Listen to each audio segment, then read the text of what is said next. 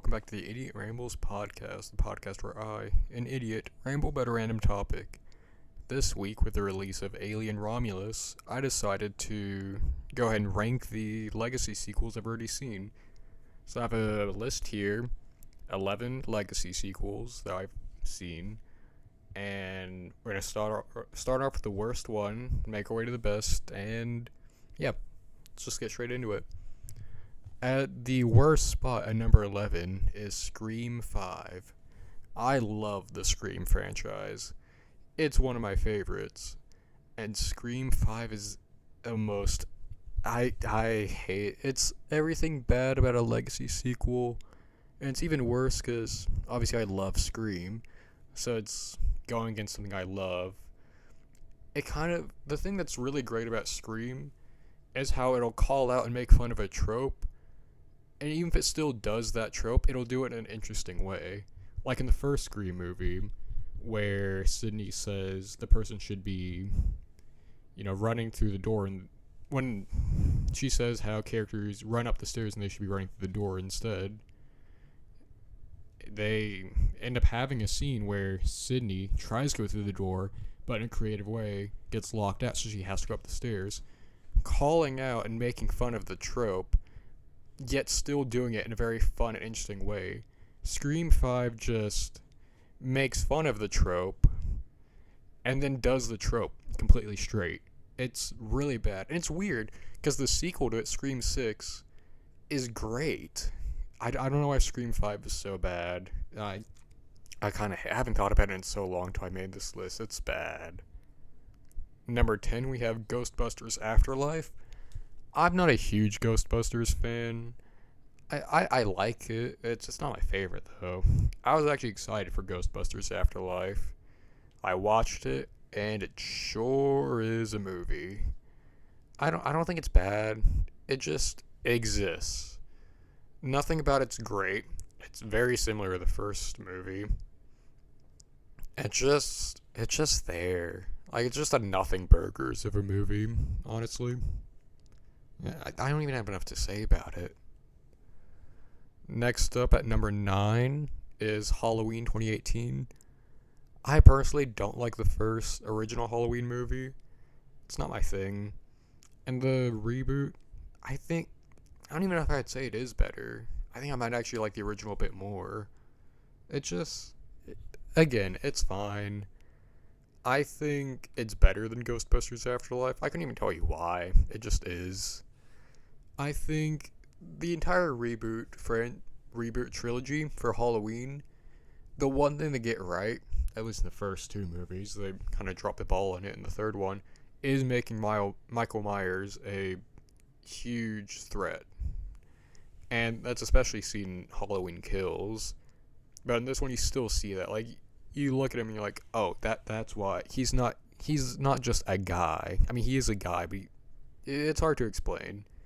It's like the way Disney does Darth Vader. They do a good job of making Michael Myers seem intimidating, except in the third one, like I said. Halloween 2018, it's good. I think Halloween Kills is more entertaining, but it's probably worse as a movie, so, yeah. Alright, and then following that up, we have Top Gun Maverick.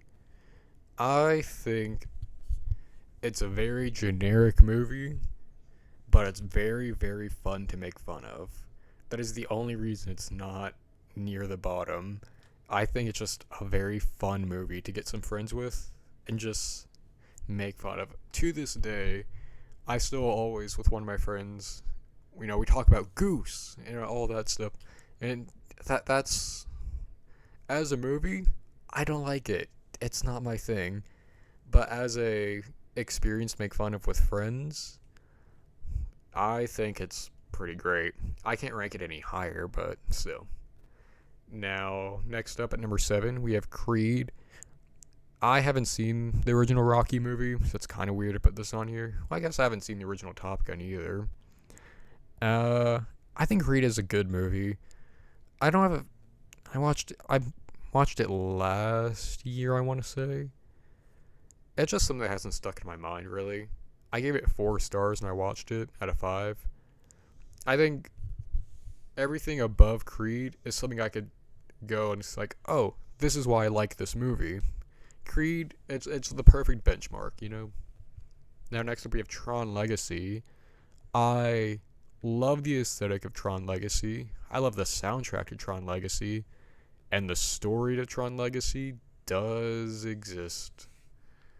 As a movie, like writing wise, it's nothing special. But as just a visual and auditory treat, it's amazing. That's why it gets up so high. At number 5, we have the inspiration for this list, Alien Romulus, which I will save my thoughts for when we get to the review of the week section. Number 4, Doctor Sleep. I wanted to watch this for a long time. Originally, I didn't even want to watch The Shining. I just wanted to watch this. I ended up watching The Shining anyway, and then the next day watched this. Doctor Sleep is really good. It's slept on. It's a really, really good movie. I think as a legacy sequel, it stands very well on its own, besides maybe like the last 20 minutes, but even then, I think it's done in a very excellent way.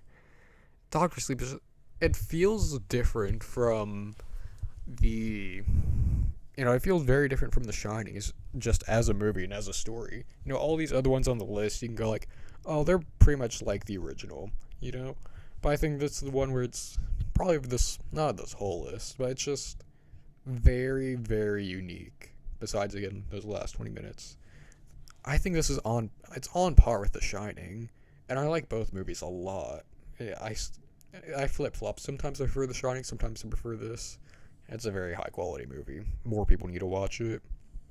Number 3, we have The Force Awakens.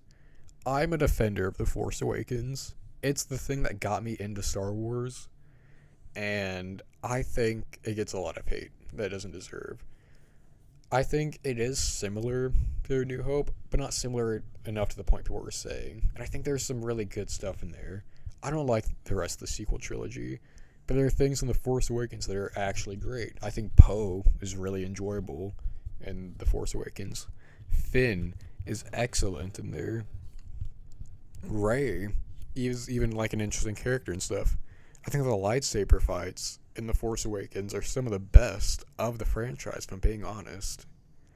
It's a movie that gets too much hate, and I think that's not my favorite Star Wars movie. It's not even top 5, but it's very good. At number 2, we have Mad Max Fury Road. This is a movie I first watched it. Obviously, I knew all the hype around it. I first watched it. I was like, oh, that's pretty good. I just didn't really get the hype. But the more and more I thought about it, the more and more I enjoyed the movie. Which is the opposite of Furiosa, where the more I thought about that, the more I disliked it. With Fury Road, it's just everything about it. It's great. It really is just a great movie. I don't even really want to say anything about it. Just, if you haven't seen Mad Max Fury Road, go watch it. You don't need to watch any of the other ones. Just watch Fury Road. It's so good. At the number 1 spot, we have Blade Runner 2049. I absolutely adore the cyberpunk aesthetic of anything. So Blade Runner 2049 is right up my alley. And I love the director as well. He directed my favorite movie of all time. Blade Runner 2049 is so good. I don't care for the original. I like the Tears in Rain speech, but other than that, it's just a movie that's okay. But I think, to me, Blade Runner 2049 is like if Tron Legacy had better writing. Like, the sound design and visuals of 2049 are on point, and the story itself is also good with it, which I can't say about Tron Legacy. 2049 is so good. It's not for everyone. I'd say out of all these movies on here, probably Top Gun is the one that would appeal to the most people, with Blade Runner probably appealing to Doctor Sleep appeals to the least. But 2049, it really is just so, so good. It's in my top 20. Again, the more I think about 2049, the more I like it. I think that's about it for legacy sequels I've seen. So, time for review of the week.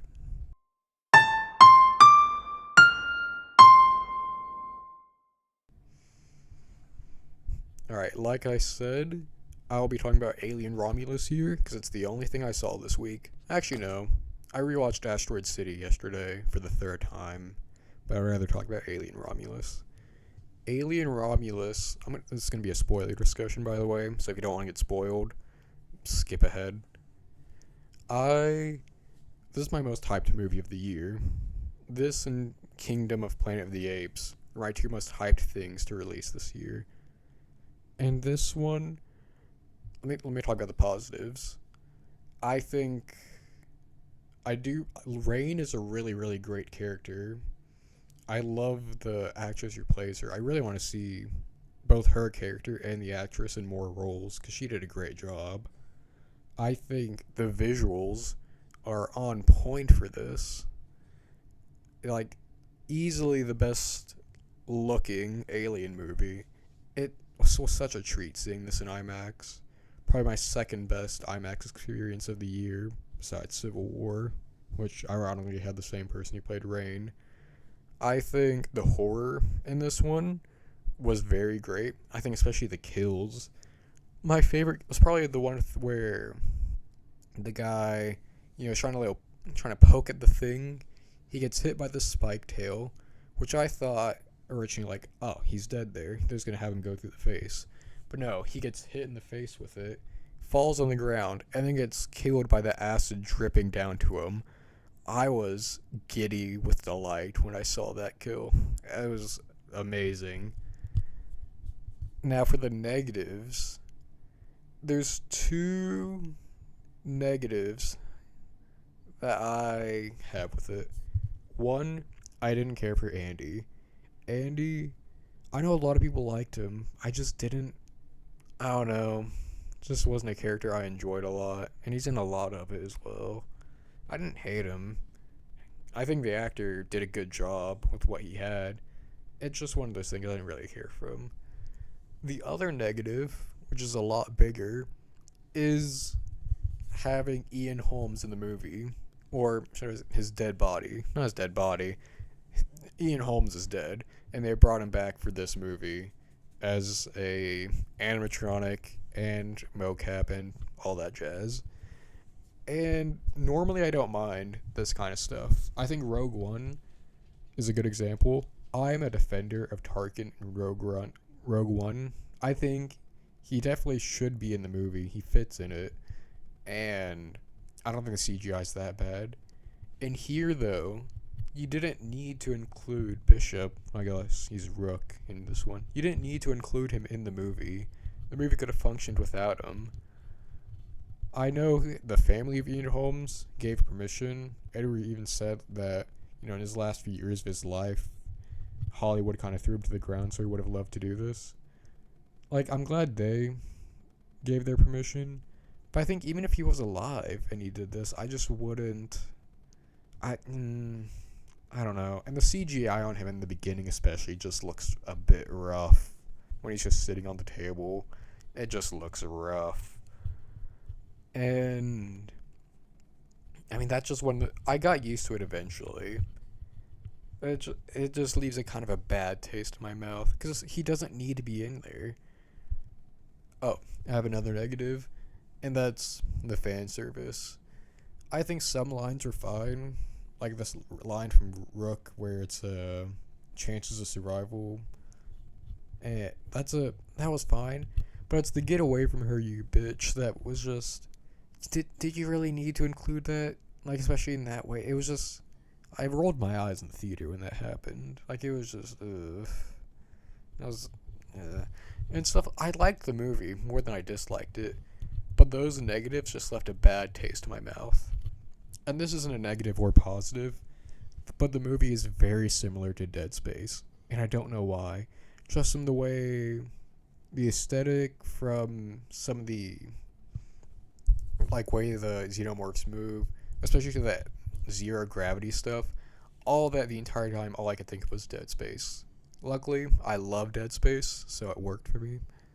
And Yeah, I expect it to be like Alien Isolation, not Dead Space. So overall, the movie, I liked it, and I think over time I'll like it more. But it's just those negatives left such a bad taste in my mouth where I start to dislike it when I thought about it more. But it's been a week now since I watched it, so I've kind of come around on it. And yeah, that's about it. So now it's the not review of the week. Time for question of the week.